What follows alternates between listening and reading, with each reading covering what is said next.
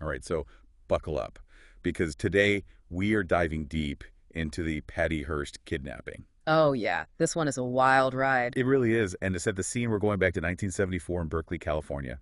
A time and place really known for its protests and radical groups. Exactly, and right at the center of it all, we have Patricia Hearst, a 19-year-old heiress trying to kind of figure out her own path. It's interesting because even before the kidnapping, her life is already full of contrasts. Right. You have this incredible family legacy. Her grandfather was William Randolph Hearst. Oh, yeah, the media tycoon. Exactly, the inspiration for Citizen Kane. And then you have Patricia, an art history student at UC Berkeley, engaged at the time to Steve Weed, a philosophy grad student. Yeah, Steve really represents that counterculture movement, rejecting those mainstream values Absolutely. and embracing those alternative lifestyles. And that's where the setting of Berkeley in the 70s becomes so important. Yeah, it was a hotbed for activism, a world away from that conservative world of the Hearst Empire. Huge tension brewing already.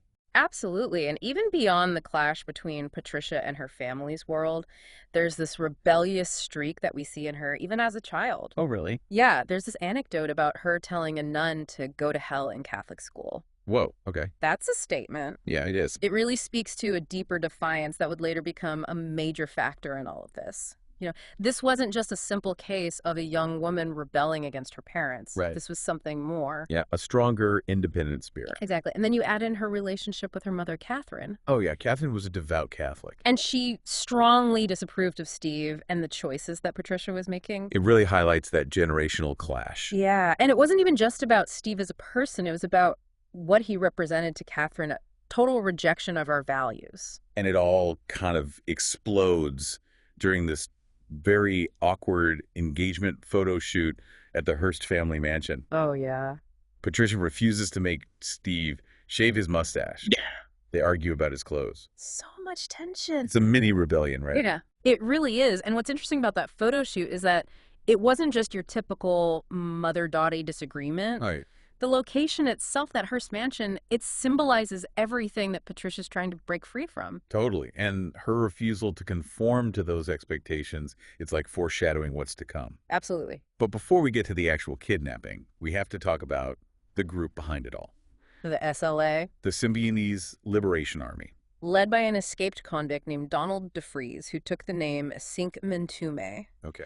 Their ideology, it was this mix of revolutionary rhetoric, black power, anti-capitalist sentiment. They wanted to completely overthrow the system. And they believed that violence was absolutely necessary to achieve that goal. And they weren't afraid to act on those beliefs before targeting Patricia. They committed a really shocking act of violence. The assassination of Oakland school superintendent Marcus Foster. This was supposed to be a statement. Right, a strike against what they saw as this racist and oppressive system. But it totally backfired. They alienated potential supporters, and they ended up looking more like terrorists than revolutionaries. It put them in a really desperate position. Needed a new plan. Something to grab attention. And that's where Patricia Hearst comes into the picture. Kidnapping the granddaughter of William Randolph Hearst, it wasn't just a crime. Right, it was a statement. They were using her family name to get their message out there. They were playing with the power of the media. Absolutely. So it's February 4th, 1974. Patricia and Steve are in their Berkeley apartment when a woman claiming to have hit a car knocks on their door, Oh, yeah, classic distraction. asking to use their phone, and then boom, two armed men burst in. Chaos. Total chaos. And this is the part that always gets me. Steve, Patricia's fiance, he runs away. It's a fight or flight response. I know, but what would you do in that situation? Honestly, it's impossible to say, but we can't judge his actions. He was in a terrifying, unpredictable situation. That's true. Who knows? Maybe he was trying to protect Patricia by creating a distraction or running to get help. It's true. We can't really know what was going through his mind, but what we do know is that the kidnappers were very clear about who they wanted. They told Patricia, "You're a Hearst." This wasn't random at all. It was meant to send a message. And that message was connected to their ideology and their desperation. Yeah, they weren't after ransom money. They wanted to use Patricia. As a pawn in their game. And that game was about to get a whole lot more complicated. But before we get into all that, there's another incident that really adds fuel to the fire. That traffic stop. The one that turned into a shootout. It revealed just how far the SLA was willing to go. Raised the stakes for everyone. It was no longer just a kidnapping. This was a full-blown manhunt. Things really changed after that shootout. Yeah, the SLA was suddenly front-page news everywhere. And the Hearst name was right there, tangled up with them. It's crazy how the media, built in a way by Patricia's own family, became this huge echo chamber for everything that was going on. Oh, absolutely. And what's so interesting to think about is how people were getting their news back then. Right, this is 1974. No 24/7 cable news.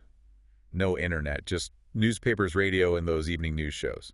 It's true, it was a totally different world. It was such a slower pace of information. Yeah, it must have created this almost surreal atmosphere. Can you imagine waiting days for an update? Yeah, the suspense must have been incredible. And then the SLA starts releasing these audio tapes with messages from Patricia herself. Those tapes changed everything. On the tapes, Patricia denounces her family and even embraces the SLA's ideology. Yeah, she even takes on a new name. Kania. Tanya. That's a pretty loaded choice, right? Definitely a direct connection to Che Guevara. A huge symbol of revolutionary struggle. Exactly. But the big question is, was this a real conversion? Was she brainwashed? Or was it just a way to survive? I mean, what do you think? It's really hard to say, and our sources offer a lot of different perspectives on this. Okay. Some experts suggest that she could have been experiencing something called Stockholm Syndrome. Stockholm Syndrome. It's a psychological phenomenon where hostages start to identify with their captors. Exactly. It's a coping mechanism, a way to deal with the trauma. So basically, she's trying to survive by becoming like them. Yeah, but it's not that simple. Right. There's also evidence that Patricia actively participated in some of the SLA's activities. Really? Even when she had opportunities to escape? It makes it even more difficult to understand what was really going on in her head. Was it fear? Manipulation. Did she really believe in their cause? It's unclear. Yeah, so much ambiguity. And that's part of what makes this case so captivating. We can look at all the evidence, consider all the psychological factors, but at the end of the day, it's still a puzzle. With some pieces that just don't quite fit. It's like trying to read between the lines of a story that's always changing. Yeah. But then there's this one event that really changed how the public saw Patricia. The bank robbery. Yeah, the Hibernia bank robbery Yeah. in April of 1974. Security cameras caught every... The images are insane. There's Patricia with an assault rifle alongside the other SLA members. It must have been a shock for people to see this. This heiress that they associate with wealth and privilege. Suddenly involved in this violent crime. It totally shattered the image of her as a victim. And it really fueled the idea that she was a willing revolutionary. But even with that evidence, there's still debate about how much she was really involved. Of course, some people still argue that she was acting under duress, forced by the SLA leadership. The podcast we listened to even brought up this one detail that adds another layer to everything. What's that? Apparently, there's some evidence that Patricia might have intentionally fired her gun into the ceiling. Really? So she wouldn't actually hurt anyone. Interesting. It just makes you question everything even more. Was it an act of defiance? Yeah, is she trying to look like a committed revolutionary, but without hurting anyone? Or was it something else entirely? We might never know for sure. But one thing is for sure. After that robbery, the FBI manhunt went into overdrive. Oh, yeah. The SLA became public enemy number one, And Patricia was right at the center of it all. whether she wanted to be or not. And then the story takes another dramatic turn. What happens? The SLA goes underground, they disappear, trying to avoid capture. So the SLA is on the run after that bank robbery. It's like they vanished, It's pretty amazing how they managed to stay hidden for so long. right? This is before widespread surveillance cameras, social media, everything we have now. They really took advantage of that lack of information. Popping up in different cities, always one step ahead. A real-life game of cat and mouse. Yeah, and the whole country was watching, waiting to see who would slip up first.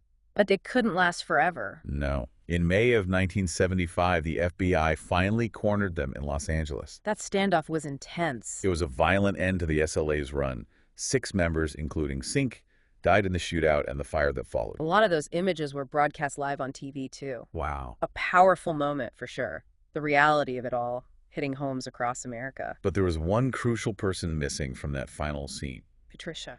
She and 2 other SLA members, William and Emily Harris, they escaped the firefight. Their escape just added to the mystery surrounding the whole case. Right, because it reignited that debate. Was she a willing participant or was she a captive? The public really wanted answers. And the hunt was back on. This time, it wasn't just about catching a group of radicals, it was about finding Patricia Hearst and figuring out what role she played in all of this. Exactly. Yeah. The FBI really stepped up their efforts, and after more than a year on the run, she was finally captured. September 1975 in San Francisco. Her arrest was huge news. Everyone was talking about it. It must have been a relief for the authorities to finally have her in custody. But it also brought up a whole new set of questions. Right. What did she experience during her time with the SLA? What would she reveal about them, and of course, what was going to happen to her? Her trial became one of the most talked about legal battles in American history. Really? The prosecution argued that she was a willing participant in the SLA's crimes, pointing to the bank robbery and those audio tapes. They basically painted her as a traitor to her family and her class. Yeah, someone who had chosen this radical path. But the defense had a totally different story. They argued that Patricia was a victim of brainwashing. Forced to do things against her will. They said the SLA manipulated and coerced her, took away her identity, and replaced it with their own ideology. So it was a real clash of perspectives. Absolutely, a battle over the very nature of free will. Could someone be both a victim and a perpetrator?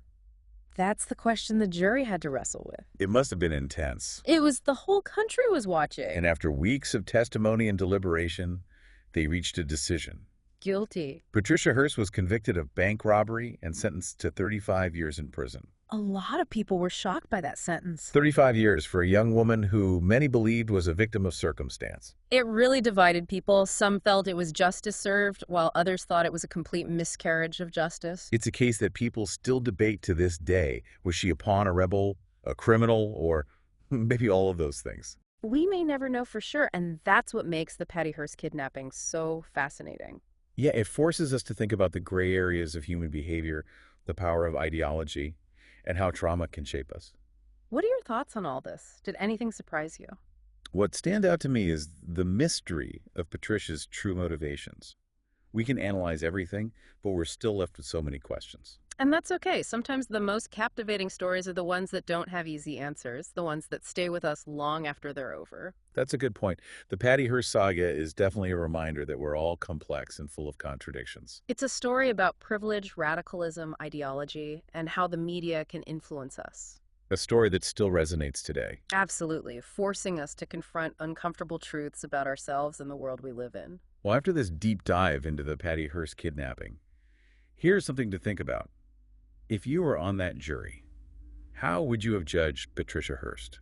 It's a tough question. And what does her story tell us about separating truth from fiction, victim from perpetrator, in a world full of conflicting narratives? Let us know your thoughts. And join us next time for another deep dive as we explore another captivating story from history.